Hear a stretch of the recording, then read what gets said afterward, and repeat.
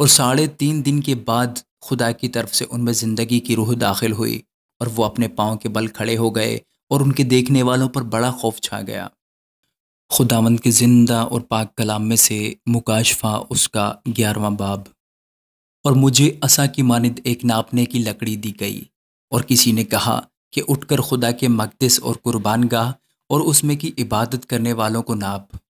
اور اس صحن کو جو مقدس کے باہر ہے خارج کر دے، اور اسے نہ ناپ، کیونکہ وہ غیر قوموں کو دے دیا گیا ہے۔ وہ مقدس شہر کو 42 مہینے تک پامال کریں گی، اور میں اپنے 2 گواہوں کو اختیار دوں گا، اور وہ ٹاٹ اوڑے ہوئے 1260 دن نبوت کریں گے۔ یہ وہی زیتون کے 2 درخت اور 2 چراغدان ہیں جو زمین کے خداوند کے سامنے کھڑے ہیں،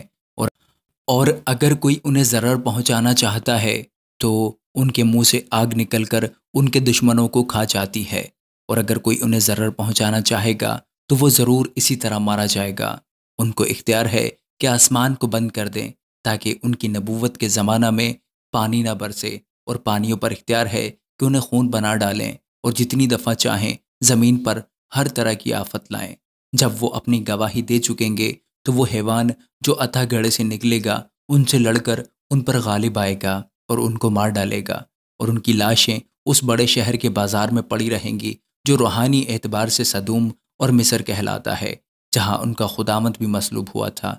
اور امتوں اور قبیلوں اور اہل زبان اور قوموں میں سے لوگ ان کی لاشوں کو 3.5 دن تک دیکھتے رہیں گے، اور ان کی لاشوں کو قبر میں نہ رکھنے دیں گے، اور زمین کے رہنے والے ان کے مرنے سے خوشی منائیں گے، اور شادیانے بچائیں گے، اور آپس میں تحفے بھیجیں گے، کیونکہ ان دونوں نبیوں نے زمین کے رہنے والوں کو ستایا تھا۔ اور 3.5 دن کے بعد خدا کی طرف سے ان میں زندگی کی روح داخل ہوئی، اور وہ اپنے پاؤں کے بل کھڑے ہو گئے، اور ان کے دیکھنے والوں پر بڑا خوف چھا گیا۔ اور انہیں آسمان پر سے ایک بلند آواز سنائی دی کہ یہاں اوپر آ جاؤ۔ پس وہ بادل پر سوار ہو کر آسمان پر چڑھ گئے، اور ان کے دشمن انہیں دیکھ رہے تھے۔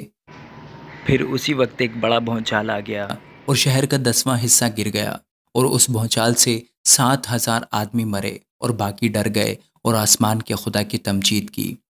دوسرا افسوس ہو چکا، دیکھو تیسرا افسوس جلد ہونے والا ہے۔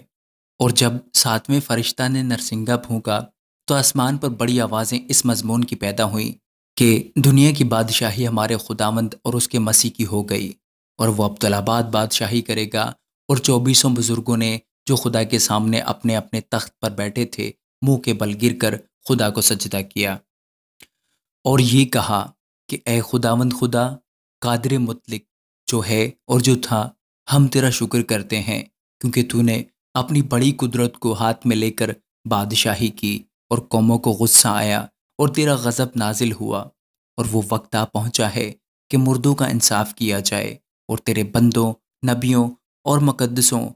اور ان چھوٹے بڑوں کو جو تیرے نام سے ڈرتے ہیں اجر دیا جائے، اور زمین کے تباہ کرنے والوں کو تباہ کیا جائے۔ اور خدا کا جو مقدس آسمان پر ہے وہ کھولا گیا، اور اس کے مقدس میں اس کے عہد کا صندوق دکھائی دیا، اور بجلیاں اور آوازیں اور گرجیں پیدا ہوئیں، اور بھونچال آیا اور بڑے اولے پڑے۔ آمین۔